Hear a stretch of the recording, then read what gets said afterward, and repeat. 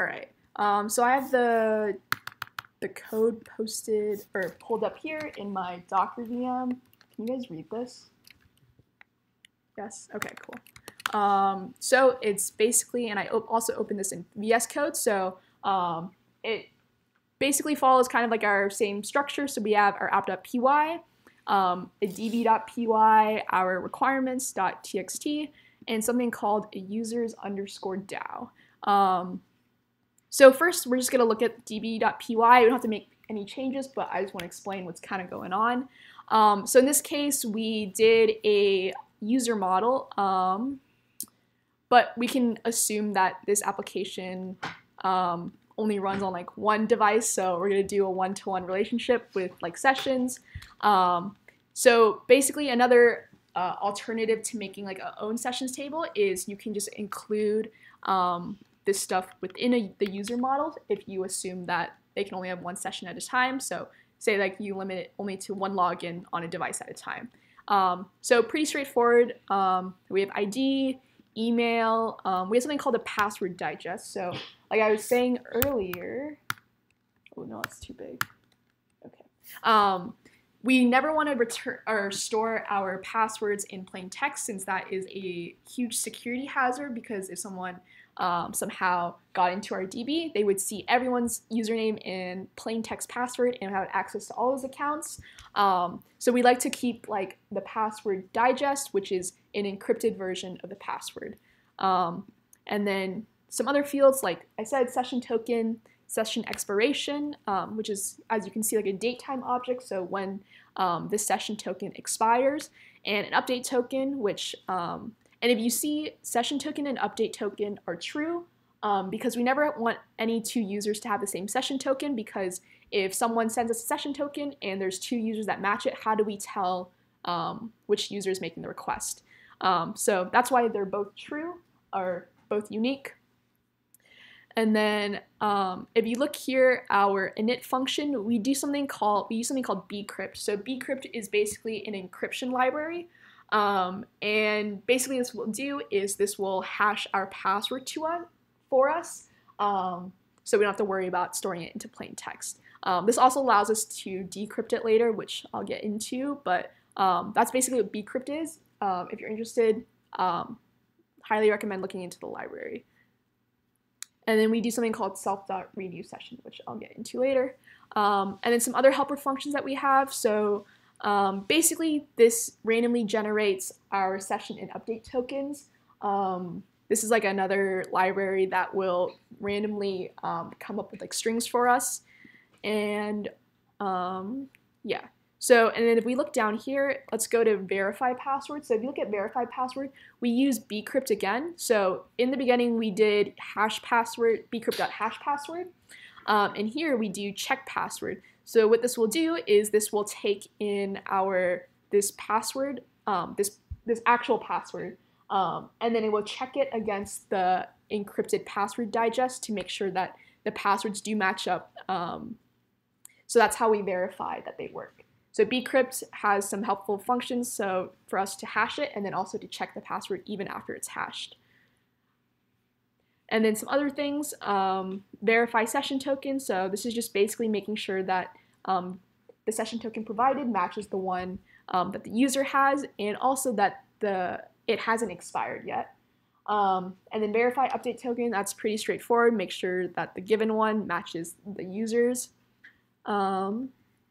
So then we can see that when you init, we save the email, the password digest, and we call this function called renew session.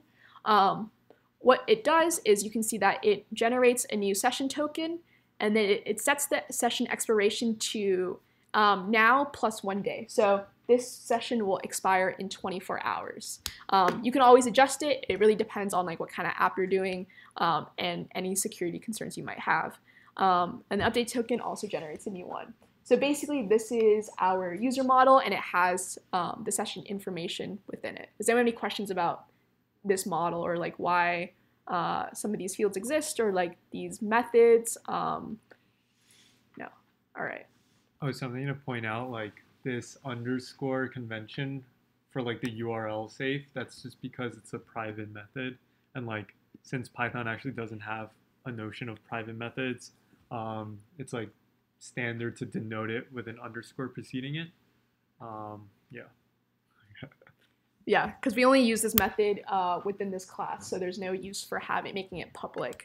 Yeah, so we'll go to users DAO. So as you like recall in your like assignments, every time you made you wanted to edit a task or like edit a post or like make a comment to the post, you had to make sure that like post exists. So every single time you have to do like user.query.filter or post.query.filter, like ID is equal to this dot first, and that gets kind of verbose. And as you see, like a lot of these queries get reused a lot, but like you have to type it out every time. So usually what happens is for like bigger scale projects, you have something called like a Dao file, which stands for Data Access Objects. Yeah, so basically these are functions that interact with the database that you might use more than once. So like in your assignments, like, you know, making a, like querying like a post or querying like comments, like those are some things that are used like in multiple places, but like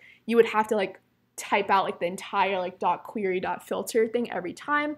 So basically for bigger scale projects, this becomes even more common. So having a separate file called like a Dao file, so this is called like a user's DAO.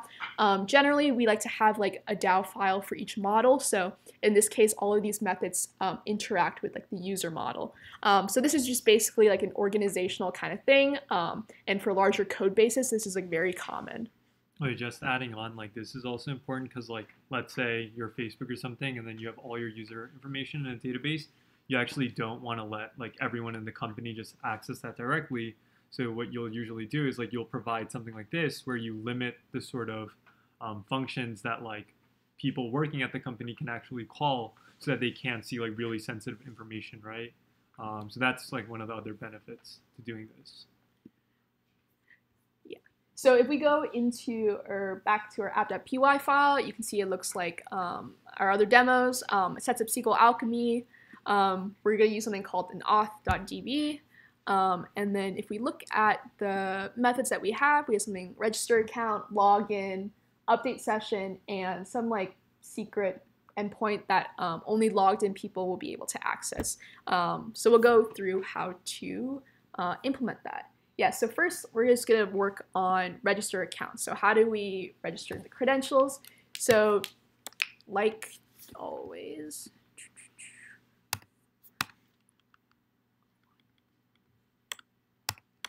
all right. So yeah, just like usual, we want to get the post body, and this is pretty review. And then we want to get the email and the password. So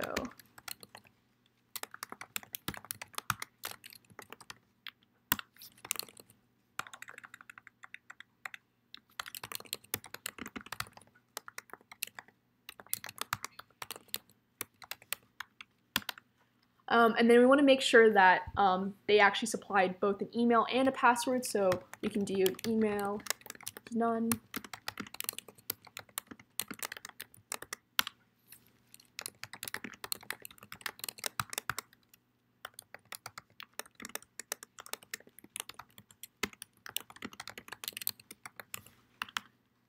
In a real app, you'd probably do some more checks, like making sure the password is long enough, contains like an uppercase number, and that the email is an actual email, but for our purposes, we're just gonna make it pretty simple.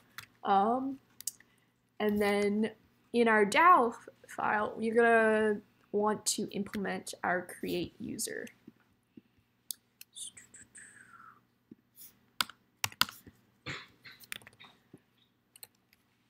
So basically, first we want to make sure that we're not registering a user that already exists. So we can just call this optional user, so we can check get user by email. So we have this handy method that we already implemented. And then we can make sure that no user exists with this email already. So if optional user is not none, then we can return. So Python allows us to return multiple multiple values. So for create user, we're going to want to return two things. So true or false, so whether it was successful or not, and then the user that, I'll show you.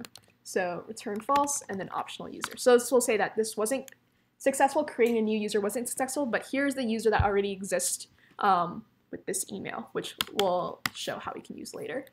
And then so if the optional user does not exist, so that means there's no user with that email yet, then we can create a new user using this. So we can do email and password.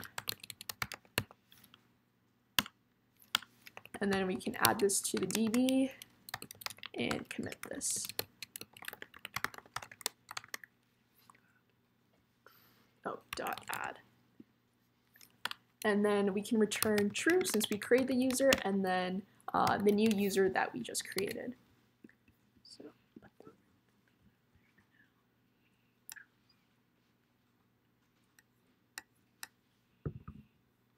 all right, so now we go back to our register method. So now we can use this method that in users DAO to create a new user. So as you see in the top, I actually already imported users DAO.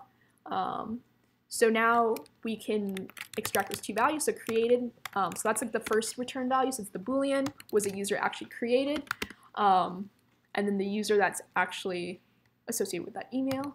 So we can do users DAO dot create user email password. So if not created, we can say that this user already exists.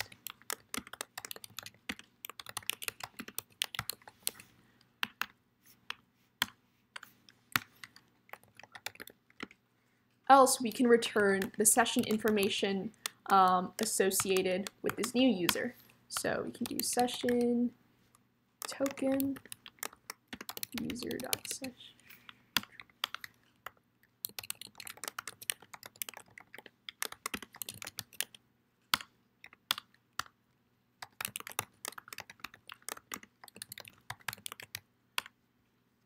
And session expiration is actually like a date object, so we want to make sure that this is a string, since returning a datetime object wouldn't be good.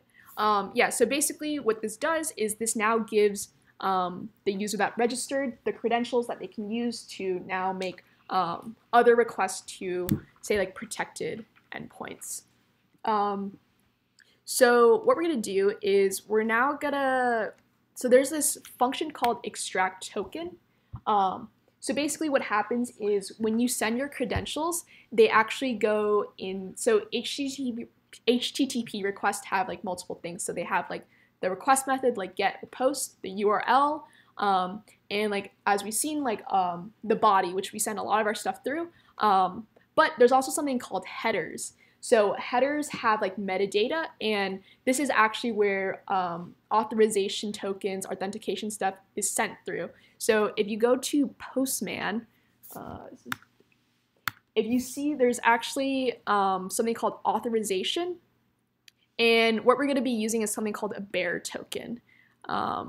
So basically this is equivalent to just going to headers, typing in like authorization, if I can spell, and then bearer plus like whatever token I have. So this is basically the equivalent.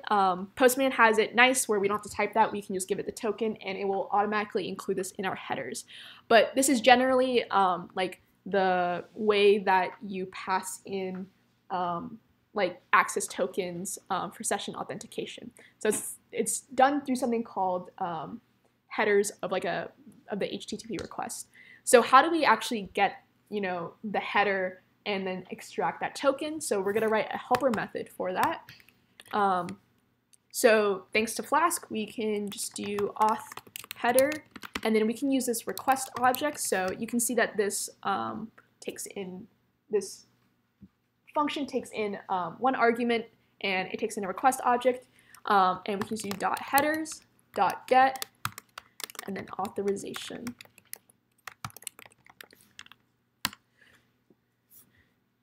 And we can say if auth header is none, then we can just return false. This was not successful, and a response. So we can do JSON dumps, and we can say error missing authorization header. Else what we can do is, so if you actually go back, so when I typed it out earlier, it looks something like this. So it's like a key value pair. So it'd be like authorization bear, and yeah. I just had a question. Is there any reason you're not using like the error, like the full error code when you're returning? When you're calling like just dumps if it isn't here? Oh. In all these cases? No, yeah, you're right. I forgot about that. Good catch. Is that like necessary though? Like, would it work if you didn't do that? I'm just like curious. Well, if you didn't do the 404, it would actually return as a 200. But that can be kind of misleading because like it's not actually okay. Like there was, oh, like invalid email or password. Or actually this wouldn't be 404. This would be something else. 404 is like usually like not found or something. In this case, like you could probably look up the codes for this specifically, or you can just do. I think like 200 is actually fine because like if you think about it, like if you log in, so say you're on your phone and you're trying to log in and it says like, oh, user already exists with that email, that's not necessarily like an error. It's just like a state that's being shown to the client, right? So it's not like a traditional like 404, like a 500 like internal server error. It's like an expected response almost, if that makes sense. Like it's expected that clients will run into this state, right? Yeah. Yeah. Is 200 always the default then? Yeah, 200 is the default. Generally, like response codes are pretty much up to whoever's designing like the backend or the website. And then like usually like you'll document like what these error codes mean for, yeah. But yeah, generally it's pretty much up to whoever's designing it for whatever. So as you saw here, authorization is like a key, the header is like a key value pair. So the key is authorization, and then the value would be like bearer and then like some type of token. So if my token was ABC123, it would look something like this. So basically what auth header would return is when it gets authorization, it gets this value. So the string would look something like bearer, like ABC123, but we just want the session token itself, so ABC123. So how we do that is we can say bearer token, and then we can do auth header dot replace. So basically, so we can say bearer space, and then return this, replace this with just the empty string. So it's saying basically just get rid of this and just return whatever it is after that. Yeah. Why is bearer in the value if you don't even use it? Like, is that standard? Yeah, that's standard. Like if you look at authorization, there's something called like a type of authorization is called a bearer token. And yeah, that's just general protocol for how you would send these tokens. Yeah, you would have bearer in the beginning, and then the token. So we can replace that, and then we can strip it, which just removes any extra white space that we might have. So now what we can do is we can say if the token is none, But you could just have not bearer token. Which yeah, or we can just do if not bearer token. We can return false, and then basically the same thing, invalid, missing, or we can do invalid instead of missing since there is an authorization header, but there's actually no bearer token. And then if this is successful, then we can return true and the token associated with it. All right. So we have a register account and we have this extract token, but to show how we can actually use these tokens, we'll implement this like secret endpoint, which will only let people who are logged in access it. So what we can do is we can replace this. Yeah, so first we can do success session token, and we can use our extract token method, and then give it the request object for this specific endpoint, and then if not success, oh, okay. As you see, we're gonna return the session token, but this doesn't it might seem weird, but if you see here, for our extract token, if it's false, then we return like a JSON.dumps with this error message. Same thing here. We only return the actual token if it's true. So that's why it might seem kind of weird that if it's not successful, we're returning the session token. But that's basically why we do that. And then basically now we can go, so now what we want to do is basically we want to figure out which user is associated with the session token.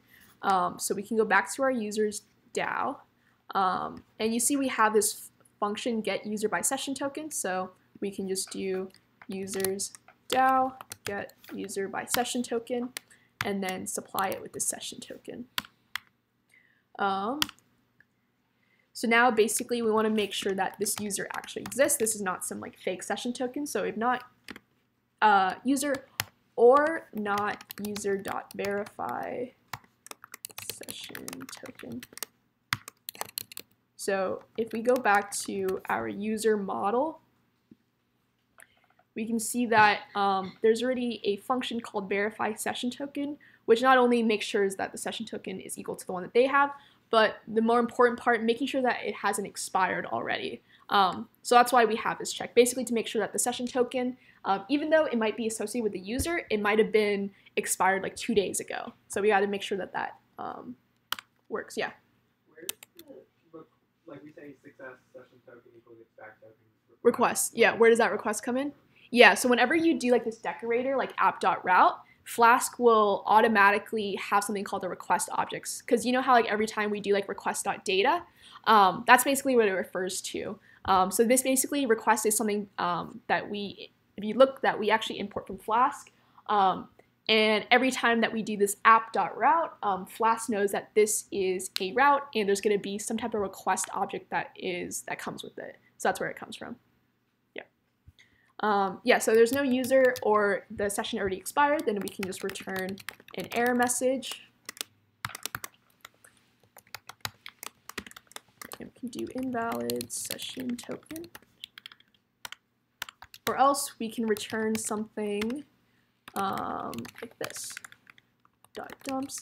And we can actually say, so we actually can tell it like who's logged in, so we can say your current, or like logged in as, and then we can just put like user.email since we know the user that's logged in.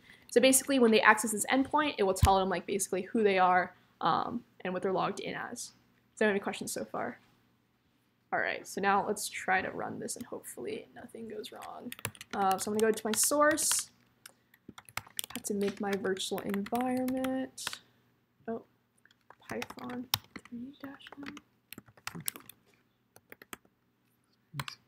Oh, there we go.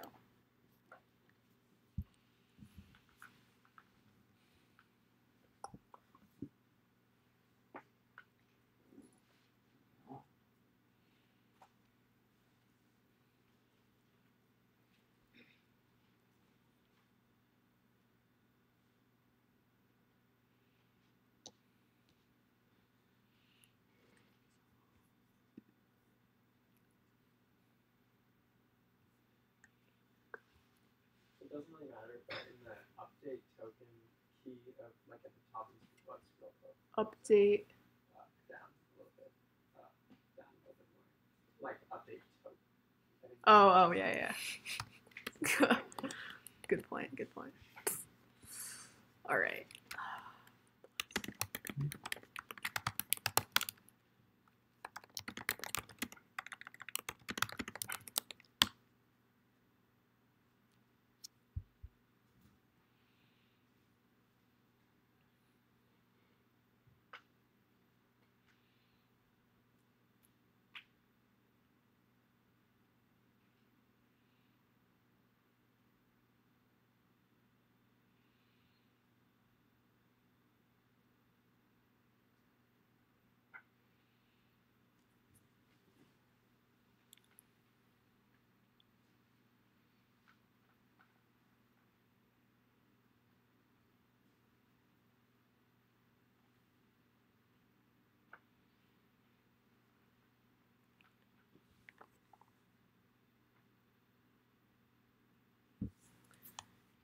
All right, so hopefully this should start.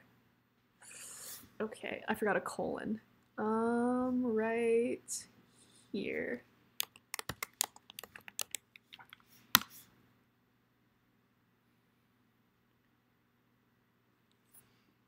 All right, so we can see that it made our user table. So now we can try to make a request. So we can do, okay, we can get rid of this. Post request to localhost 5000, and I believe it's register.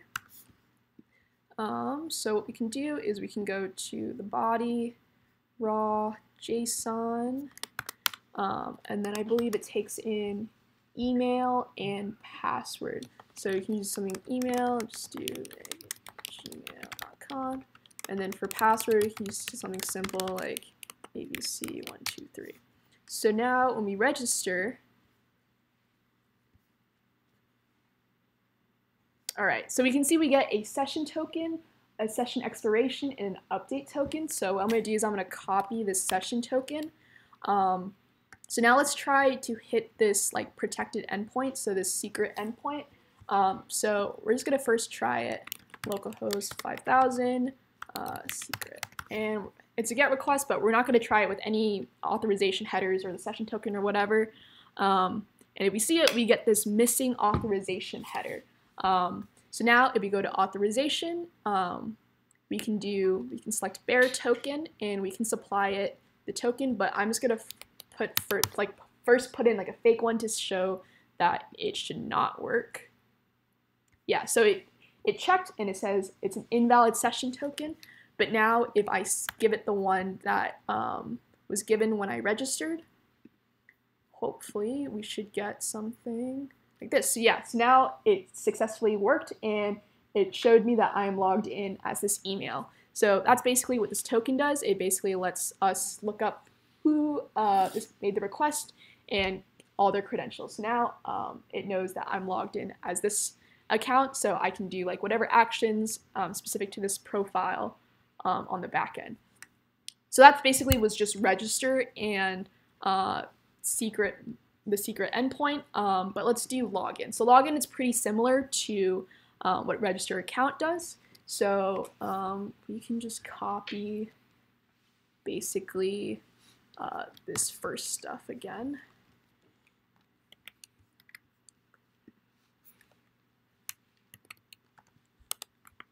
Yeah, so login is pretty similar again. They send the password or the email and the password, but now we're assuming that the account already exists. So we can do this and then do success. So we want to make sure that first that this password actually matches the user. Did you have a question? Oh. So yeah, now we wanted to make sure that this email and password actually match credentials in the database. So we can implement this function called verify credentials. So basically, first we want to make sure that the user actually exists with this email. So we can use this get user by email again. See how it's kind of handy that we don't have to do user.query.filter every time. We can just use these functions since a lot of them get used a lot. And then if optional user is none, we're going to do kind of the similar thing. We're going to return false because it wasn't successful, and none. And then we can return, so now we know that the user exists, so what we can do is we can return optional user dot verify password. So this will return true if the password matches, and then false if it doesn't, password, and then the user associated with the email and password. So if we look at db.py, we can see that verify password basically uses Bcrypt to make sure that the hash password in the database matches the one that was sent in the post request. So now we can use this verify credentials method in login. So we can do, again, success to make sure that it was successful, and the user. So we can use users DAO, verify credentials, email, password. So we can say if not success, and we can return an error message that's like incorrect email or password. And then else, then we can basically return this same thing that we returned when you first register.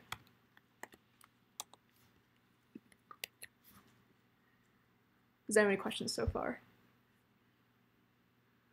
All right, so now we can try using this login method. So I guess this is still running. So we can do, so this is a post request to localhost 5000 and login. And in the body, we want to send a username and a password. So I can do username, or no, email password.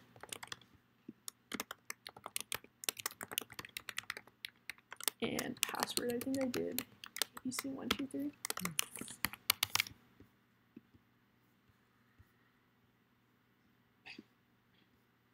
And we can see that it worked. And then if I do some like an incorrect password, like just ABC, we can see that it returns this error message, the incorrect email or password.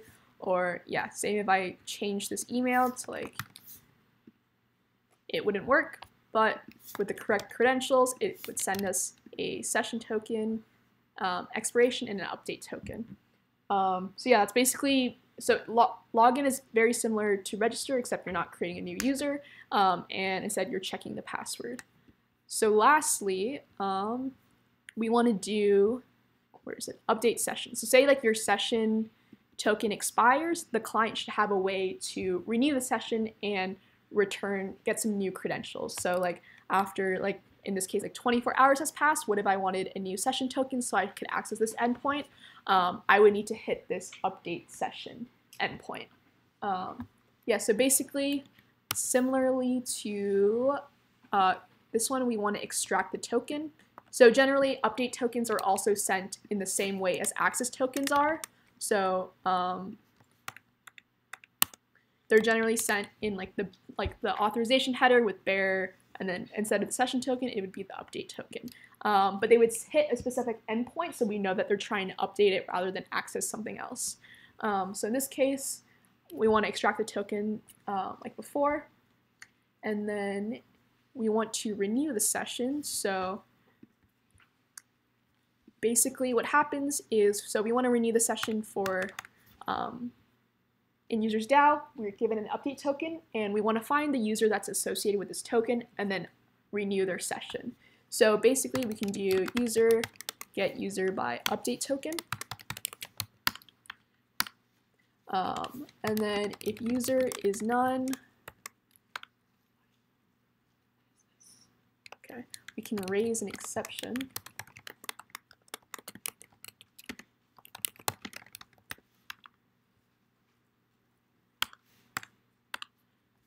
And then if the user does exist, then we can just user.renew session, and then db.session.commit, and then return user. So if we look at db.py, we can see that they already have a method called renew session, which auto-generates new session token, update token, and then updates the expiration date to be a day from now. So now we can go back and we can use a try catch, I guess.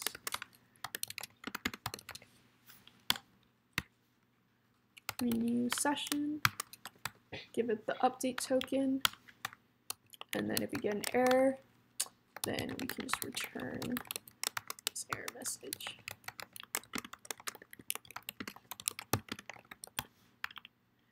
And then if it was successful, then we basically want to return the same thing that we did for login and registered. So the new credentials for this update session.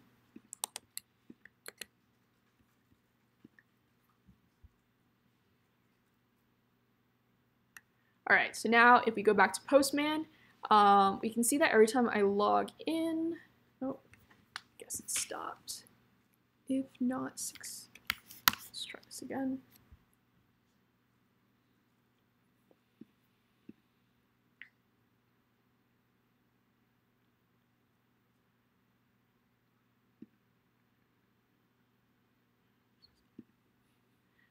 All right, so we can see that every time we get like a session token, update token, session expiration, but we can see that session expiration doesn't actually update every time we log in. So basically how we can make new session tokens, a new expiration date, and update token is we can make a new post request. So we can do post localhost 5000 session, and then like before in our authorization, we want to do bear token again, and then we can supply it with some type of token. So even if we did something invalid, we should get some type of error message. So yeah, invalid update token. But if I copy and paste this one, that is our latest update token, we can send that. Oh, invalid. Okay, let's try that again.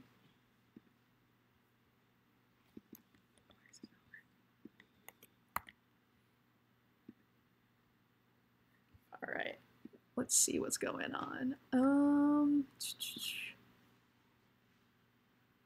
Get user by update token.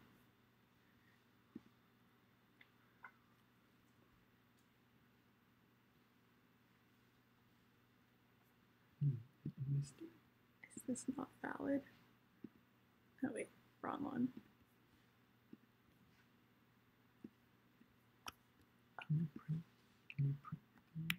Its user is not none for some reason. I'm passing in the right thing.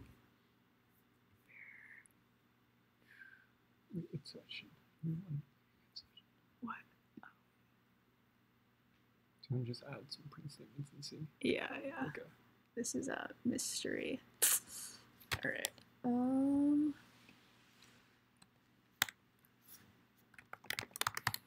I think user's just none. That's why it's being raised. Very cryptic. Oh, I know why. I named the session token, which should be update token. That's what. Update token. All right. So that was the issue. I was, naming the extracted token session token and then passing an update token, which was none, into this method, but that didn't work. So hopefully this should work now. Let's try. And there was no exception because it was in the try cache, so it was like extra unlucky. Wow. And there, now it works. All right, so now you can see that the session expiration updated to today's time, like 31. I think this is like, yes, Unix UTC time. But you can see it's a day from now, and it has a new session token and an update token. And so I'm gonna copy this update token. But if I try to send with the old update token again to this endpoint, I will get an error because this update token was already used. But if I use the new one, then that should work. But yeah, that's it for today. If you have